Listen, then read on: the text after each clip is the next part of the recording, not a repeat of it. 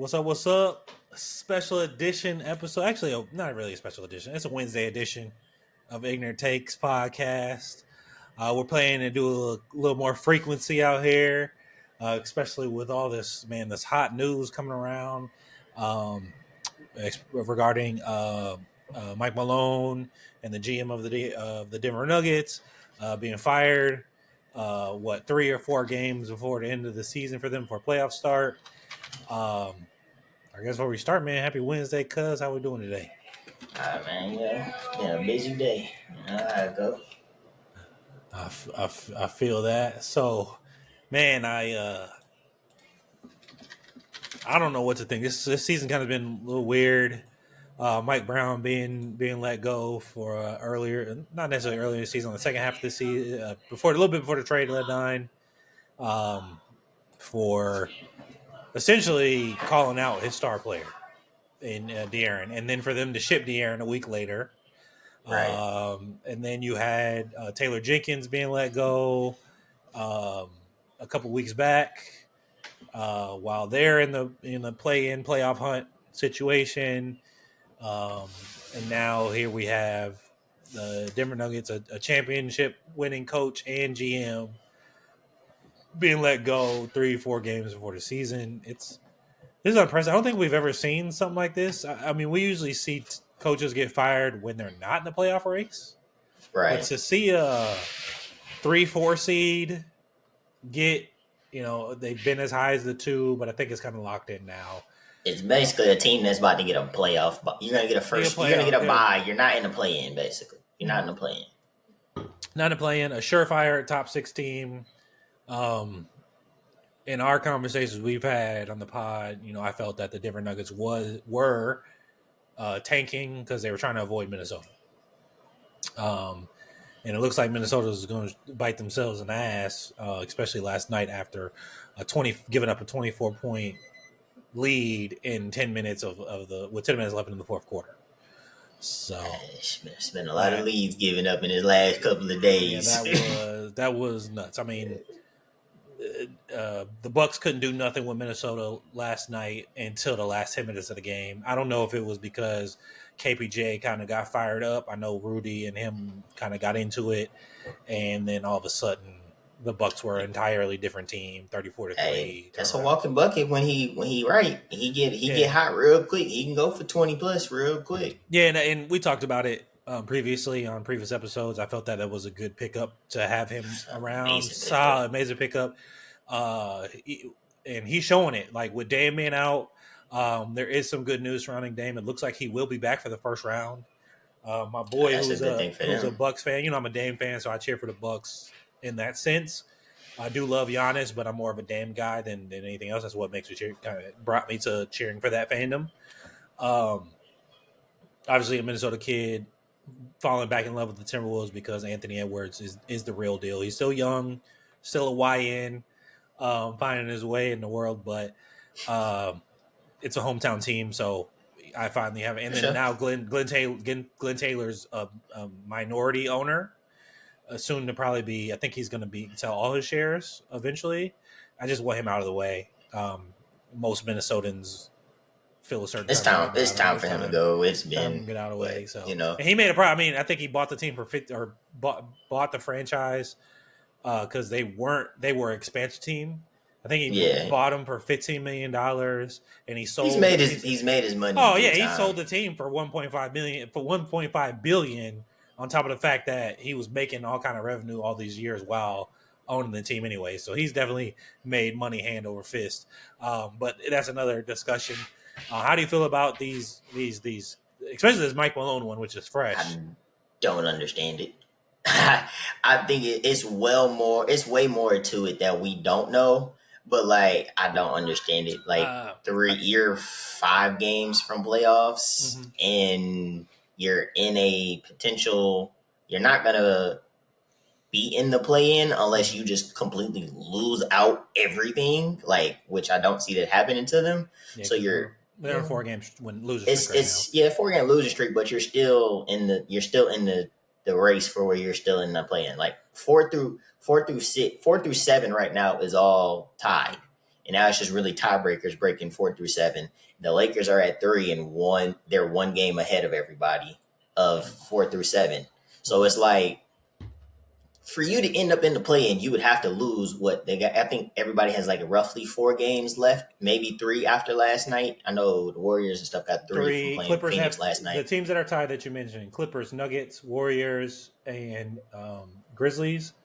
They all have 3 games left. Yeah, so like you would physically have to lose all 3 of these to even skid into a play-in after tiebreakers. If you know what I'm saying, it gets to how it is. So it's like, and I don't see them losing these next 3. Maybe one more, but you go 2-1 your last 3, you're solidified. You're in the, from tiebreakers, they should be not in the play-in. Don't get it. Like, the worst you doing with the coach, like he said, I guess he's holding them accountable, and I guess some players don't like that, but like, come on, bro. Like, I think your star players rock with him. The rumors that have been, I wouldn't even say that, maybe a little bit of rumors, but we know how it goes. They have contacts in the teams, but the talking heads have been saying that they had planned to fire him in 2023, but he wound up winning a championship. Mm-hmm. Him and the GM have been at ends, specifically in the fact that the GM did not do a good job of either reacquiring or substituting the talent that they lost in that championship run. Bruce Brown, KDC, Cauldron, what's the old boy name? Kadarius, something, Paul. What is his name? KCP. Yeah, my bad. I just fucked up his whole name. Kentavious, but yeah, KCP. Kentavious, and then Harris as well. So from that championship run, Westbrook has been nice. He's kind of come into his own. He's kind of faltered a little bit these last few games. But as far as before this moment, he was a pivotal piece. Found his way. Was a nice solid piece off the bench. If they put him in starting position, he was a point guard. They moved Jamal Murray to the 2. I know Jamal Murray just recently got hurt as well. Right. And then you're hearing rumors of, well, the other players were feeling some type of way because Jamal Murray and Joker gets preferential treatment. They're the star players, bro. You're not a contending team without those 2 players anyway. That's how it is in any sport. Everywhere, the stars get preferential treatment compared to everybody else. Now, if you're getting mistreated or like disrespected, that's one thing. But if they're getting a little bit more leniency, how about you do this? How about you carry the team then? How about you become a player that carries the team, and then you could get that kind of treatment? I don't know who it is. I actually have a feeling I know who it is, but I don't know, so I'm not going to call the names out. But I know they're not Jamal Murray, and you're not Nikola Jokic. So let's just be real. Westbrook could not carry a team to a championship game. He's never done it. He's when he was by himself, he was first rounded all the time. Aaron Gordon barely made the playoffs in Orlando. Michael Porter Jr., you can't carry a team. You haven't had to do anything without a Joker or Murray on your team. And I don't think you could carry a team anyway because you're so damn inconsistent. This is the most healthy he's been in the last couple of years. And as most healthy you've ever been. I get it. You're a top prospect way before your back injury. And they did take a risk on you. But you haven't proven yourself to carrying a team anyway.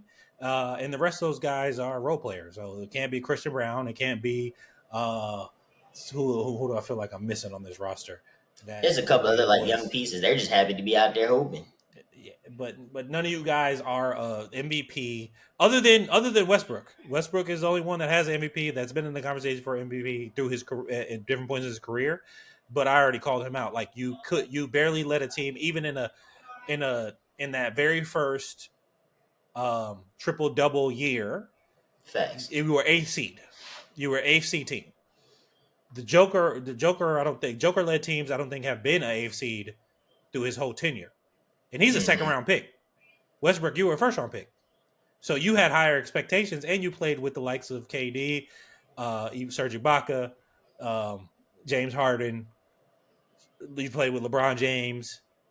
I know that's later. Played with Chris Paul. Played with Chris Paul? I can't remember if he played with Chris Paul. But no, he didn't play with Chris Paul. He's the year after. But still, you've played with other stars. And when you were by yourself, you were an 8th seed. You had to have a statistical historic year to carry a team just to be 8th seed. Like barely made it as an 8th seed, and then y'all got bounced in the first round. Yeah.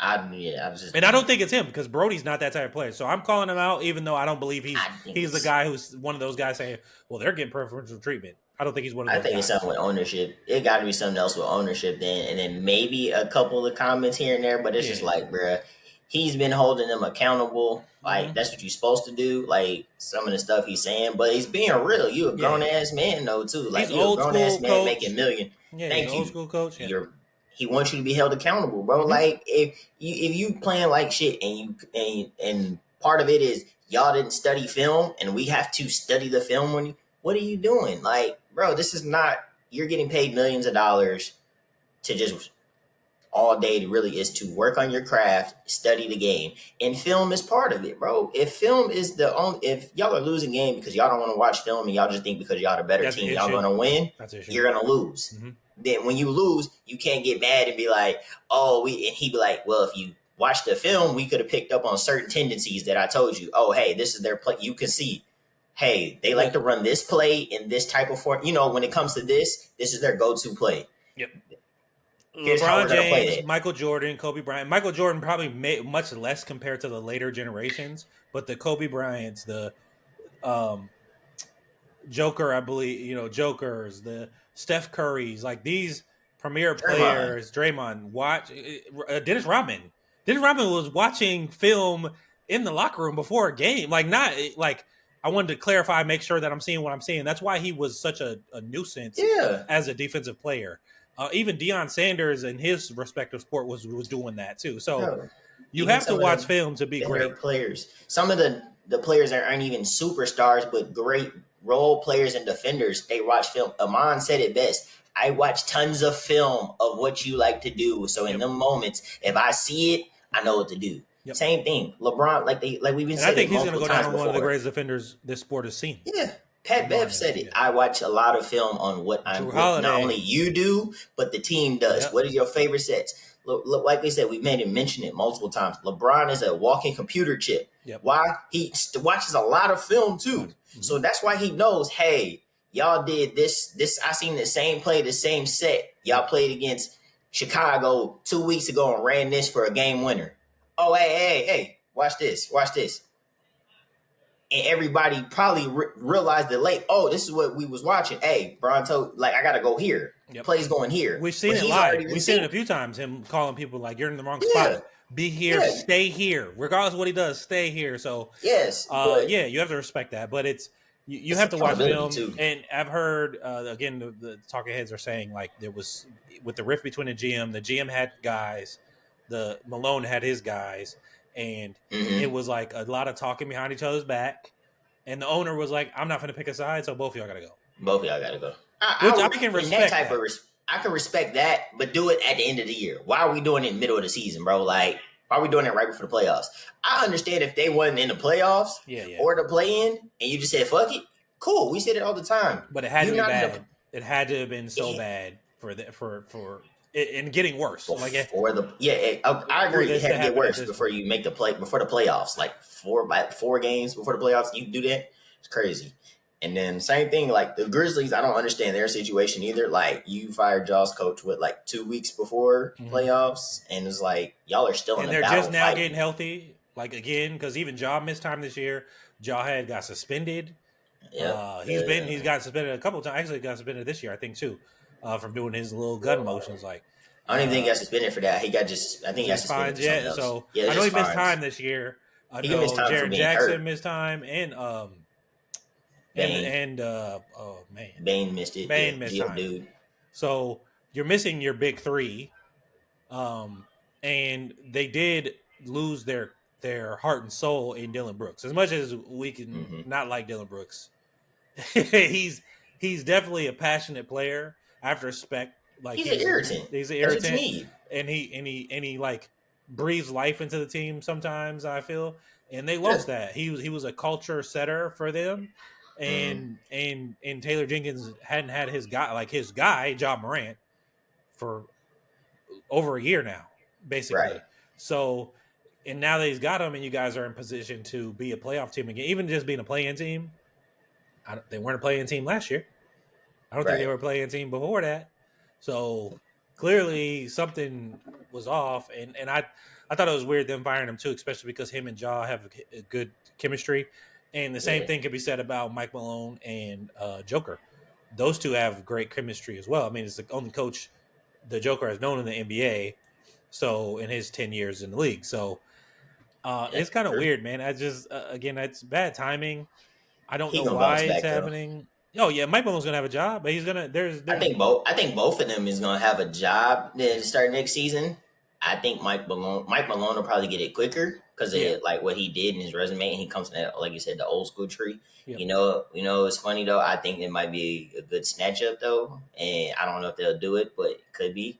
I could see him ending up in San Antonio staff while Pop is doing all this. Because he comes from that tree, Yeah, so and then taking over for Pop when yeah, Pop and retires. Let Pop move.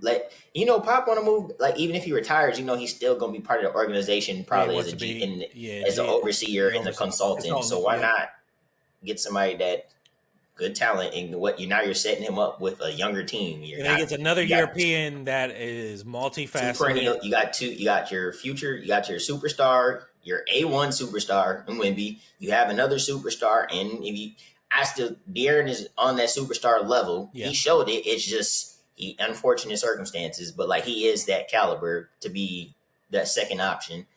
Then you have a younger team around him that's very good if and they can keep them together. So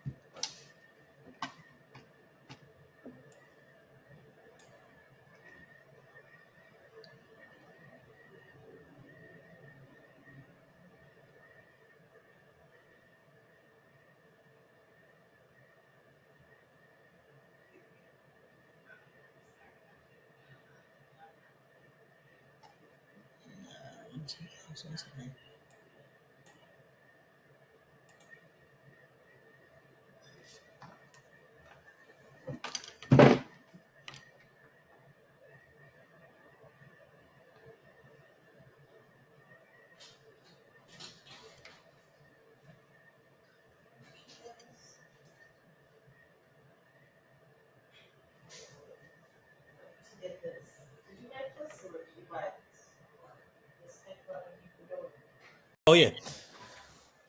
So on different news, I mean, I clearly can call championship games and Final Fours, but I can't call the me champion. too. I can call Uh, winners. yeah, I mean, I had on the women's side, I had UConn and South Carolina. I had South Carolina winning that out. I should have never bet against Paige Beckers in my life, but UConn had the best defensive game they had all season at period. Like they came and showed out. Now, offensively, they were really well too, but defense is what really helped propel them to that win. Facts. Congrats to Paige Becker. She's going to be the number one draft pick coming into this WNBA draft. Do I think she's better than CC? Yes, I do. I think she's better than CC. It was CC's got clearly longer better. range, but when you talk about who's a better two-way player out of the two, Paige Buckets is that. So we'll see.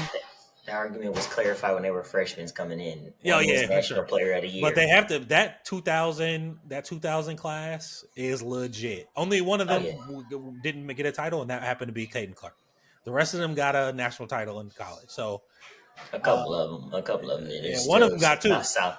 There's a couple solid ones in there that don't have. That And don't I'm talking have about the it. top 5 girls. I'm talking about that's Yeah. Well, you got. Paige, Reese, Caitlin, Camilla, Yep. and who am I missing here? I feel like there's one I'm missing that they got a title too. Yeah. There's. Cameron Brinks. Didn't she get a title with? No, she didn't get one. No, she was no. So you're right. So Brink didn't get one either out of Stanford. So She just was a hell of a player. she's one hell of a player. She's a baller. She's a hooper. But she also has had Steph in her life as well, family friend. So, but she's a hooper, and hey, I look forward to her next. This because she was balling. I don't think she was going to get Rookie of the Year, but she was definitely balling for the Sparks. And Until she got hurt. Yeah. ACL. She was hooping. She was hooping all the way to that point. I was sad to see, but I called that. I literally had them brackets down, but like I said, UConn probably was really the best team the whole tournament. They were playing top notch, playing the best. Oh yeah. It just all aligned up. I think their margin of victory was like 30 points through most of the tournament. So exactly, but like no, they were clicking on all cylinders, and that big three literally took them to the ship. So I think that was a good way to roll out for Paige, get her one, because that was the only thing left off her resume that she didn't have. She was a national championship. She's basically did everything else that you could think of. So shout out to them. But everybody wants to harp on this men's game. For y'all that don't ever been in the basketball situation or been in any type of situations right there, yes, Sharp had a brain fart at that moment where he did that. But you can't blame that as the main reason they lost. That last 2 minutes of the game, they had dumb plays that just snowball effect. That's what literally caused them to lose that game because they were really controlling that game. That last 2 minutes, they had bad plays. LJ stepped out of bounds when he had an open layup. That trickled down into another turnover somewhere else. Then, even before the play for Sharp, Florida threw the ball three quarters court, and old buddy ran from the corner 3/4 and beat old buddy to get the ball. That was a steal he had. Shouldn't no reason. He got a foul because why? He was being slow. He seen it going and said, wait, I can go get that. And last minute takes off. If he just commits early, he probably would have got that tips and got fouled. And goes down and gets a layup, a dunk, foul. But even that, he probably would. He fouled the Florida dude because he was late. If he would have got the steal, Florida dude probably would have ran into him, foul, and it was shooting free throws because they was in a bonus both ways. Yeah. So, like, for y'all that never been in them type of situations, y'all cannot be like, man, he sold us the game. That just tells me you've never been in them type of scenarios or situations at any point in your athletic career if you've been there. Because, like, most real athletes started looking back at the last 2 minutes of the game and was like, damn, there was way more plays that was. Oh, yeah. I mean, even in that Duke game, the Duke had plenty of opportunities to finish that game out. Houston, I can't remember the young man's name, but he had the tech because he hit the ball out on the inbound, hit it out of the inbounder's hands. Yep. They get the free throw, then they come down, they get a nice stop. They come down, make a three. Then the same exact scenario happens. He's guarding inbound. He tips the ball, they get a steal, they miss the three, he gets the putback. The same guy. So basketball for sure is a game of moments and runs. But what I will say regarding, and I understand like their last 2 minutes, there was plenty of things that led to them losing the game. And Samson better than I do, being an alum. And I understand he's going to go for the win, but you have to understand you're down 2. They know you want a 3 to win. When the 3 is not there, you should be cutting to the basket to try to get to the basket. Tie the game up. It's open. You have 19 seconds. Worst case scenario, Florida comes down and makes a shot anyway and wins the game. Great. Then you could tip your hat on that. But you should be looking you go for the win 100%. You know me. I'm like, let's go for the win. But you If have it's 19 open, go seconds. for the win. Go for the win. I'm all for going for the win. But If let's you go get a good layup and a shot. dunk. Let's go get a layup and a dunk. Get to the free throw line. Hell, maybe It's you even the get an old school three. Maybe get an and one. bro. It's the bonus both ways. That's Yep. I didn't get that either. It was the bonus both ways. Yep. So like it was guaranteed. It wasn't 1-on-1. It was 2 shots. And their both defense ways. is a one flat. Their defense was a 1-4 flat, and they were guarding the elbows, so they weren't even allowing you to get to the 3-point line. Bro, So just they go to the hard basket. hedged it. I watched it back again. They hard hedged out the inbounds, and LJ was coming off to get the ball. LJ's been the hottest one all game for them, so he's been the most consistent. Yeah. They hard hedged. The big that was standing there hard hedged and then forced LJ to pick the ball up and pass it. He turned that corner. You still had to like turn that corner. If you get fouled, if he's hard hedging, if you get fouled right there and they call it, you're shooting 2 free throws. Yep. It's in the bonus. I get it. The 3 is there. But the moment you notice that you're not getting that after like it was 19 seconds, yeah, but after like 4 or 5 seconds, y'all inbounding and trying to set the play up, if you don't see it about to work, go downhill, bro. The worst you could have did was missed a layup or like you said, missed the layup. Y'all foul them, they gotta go shoot free throws. It's still time left. But if you get fouled, you get fouled. And they had a hell of a game. I mean, it was their game to lose after halftime. They put Walter Clayton Jr. in clamps. He was a nothing in the first half, and that kid was having a hell of a tournament. He had a hell of a year. He didn't hoop it from the SEC tournament up through that. He was SEC player, but from the SEC tournament all the way to that championship game, he was unstoppable, and he was a nothing in that first half. All due to Houston's defense. They were all over. They did call the game a little differently. They did call the game a little different in the second half, but I never blame the refs because it's always 2 halves. You have to understand the way you eliminate the refs out of being able to control the game is by just playing good hard-nosed defense and not putting yourself in position to get a foul call on you.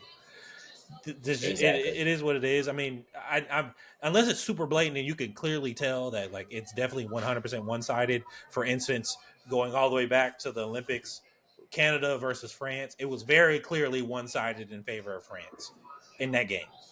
Mm-hmm. But the Canadians were fouling. Now, should all of those calls have been called? Probably 80 to 90% of them, and they weren't getting them the other way around. That was very clearly in favor of the France team. That wasn't the case in this game with the Gators versus the Cougars. They did get some stuff in their favor, but it wasn't dramatic. It was 21 free throws versus 14. But you shot a ton of threes though too. You shot 25 threes. You're not going to get foul calls shooting threes. So it's just over one third of your over one third of your shots were threes. Yeah, they're a heavy 3-point shooting team. They live and die by it, but in that scenario, like I get it. I called it before when I called the timeout, and I said it when we was watching it. I was just like, "Hey, bro, they are going to go for the win." I was like, "Sampson's going for the win. I know him. He's going for the win." I'm not against all it. For it. Yeah. But it's a 2-point. It's not like y'all needed a 3. It's a 2-point game. Like with plenty of time, you guys won a game in third with 9 seconds on the clock. You guys won a game.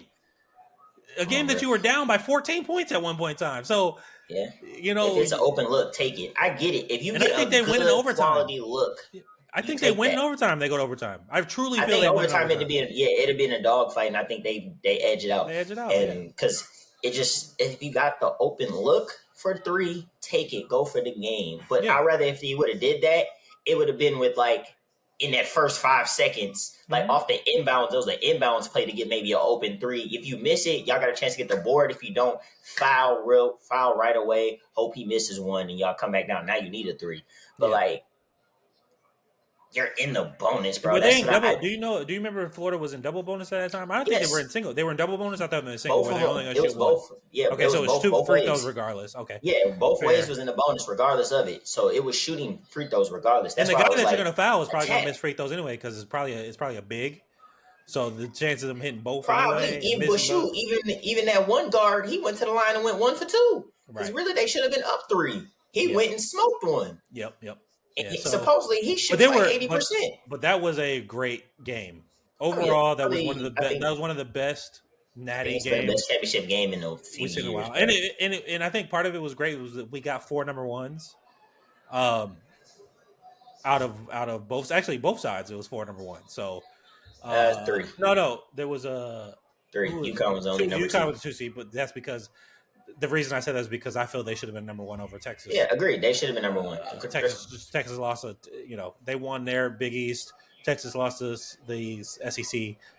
UConn should have been Yeah, number 1, so that's I my agree. fault. But I felt that was a 2-point game.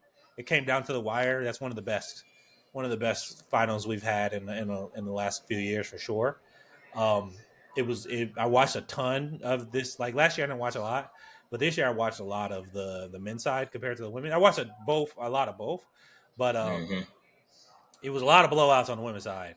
A lot more Yeah, blowouts than we thought because we thought it was going to be a lot closer than what yeah, we saw. I mean, Notre Dame getting put out as the way they did was weak crazy. Um, yeah. so I thought they were potentially in the race for a contender. There I was a did lot of too. teams that we thought were potential They contenders, just but folded. yeah, and then we unfortunately lost Juju in the middle of the tournament, Yeah, and that would have been a hell of a game. USC versus UConn, Page versus Juju. I had USC winning that, but I had UConn still winning that. They were just playing too they well. were playing well. That They were big playing well. that big three was just playing too well, and the two to four role players that he had subbing in for them was just playing so Yeah, they were efficient balling. with them that it just was they just you had to catch them. You either had to be a well-oiled machine running yourself, or catch them on a bad day. And they was Yeah, but not happy. I'm kind of excited for next year's men's too. Like we'll see what's gonna Houston to come be of it. back. Yeah, for I mean, sure. I mean, this is the I furthest they've said been in it, a long time. bro. They got They it's finally got over everybody. that 16 that top Sweet 16 bug I that got they've through had. it the previous 10 too, but Yeah, like yeah, it's over that. But like a couple of transfers gonna come in, but they got three top 25 freshmen coming in. yeah, they're gonna be solid. So They'll be this will be back and they'll be exciting. back. It's gonna be exciting. For us, it's exciting that RJ is finally getting the fuck out the way. So Bruh, no, him and Elliot both are gone. Thank you, Jesus. But I'm yeah, pissed off is because Ian is thinking about transfer. transferring. Yeah, which I hate that because Ian should have started this year and been our catalyst, but Ian might transfer. So Yeah, if we it's do, always forward. we'll be there's some things happening. I know we just got a We'll see. recent And, transfer and coming in. if Samson's So still around, I'm just gonna put this out there. If Samson's still around when MJ's hooping, I mean, because he's only allowed to go to 2 schools. It's Michigan and UNC. I might let him be a cool with Samson, to be honest with you. eh, Or he's got to go to Ivy I League think school. he'll be retired probably before that time. Yeah, I mean, we'll see. We'll see. I mean, it depends, but Yeah, um, we can put him in Powder Blue. yeah, I'm all for that. there's a possible for the Cougs, out there. It might be a Coug, but um, yeah, just putting out the ethos. He's either going to be a Wolverine or he's going to be You a know Tar me. Heel. You know me. If those are two decisions, I'm rather than put on Powder Blue because I will not put on that damn colors. I will be cheering on my. I will be cheering on or my he's youngin or without he's them colors on. oh yeah, because MJ, I know this is all personal, but MJ is definitely getting the immigrant parent treatment. He's going to be a lawyer. He's got no choice. What type of lawyer he's going to be is an option. It's either going to be corporate or a sports lawyer, or maybe a realty or lawyer or something like that. But we'll figure out what it's going to be. But it's going to be a lawyer, that's for sure. So, For so sure. now that's on wax now. Out there, he just got to do the work. He don't got to think about it. So hopefully, in 18 years, even before that, we're talking about he committed to somewhere. So we hope to be around that long, much bigger than what we are, and continue to grow. But as always, everyone, please like, subscribe, comment, share on YouTube, TikTok, Instagram, and Facebook. We appreciate y'all. We'll see y'all in probably a couple of days. Hey As Shane, we plan to Warriors in 5. yeah, we plan to do a little more frequent episodes. So hopefully you guys are enjoying the shorter but more frequent episodes as well. We'll holler at you. All right, cuz peace. Deuces.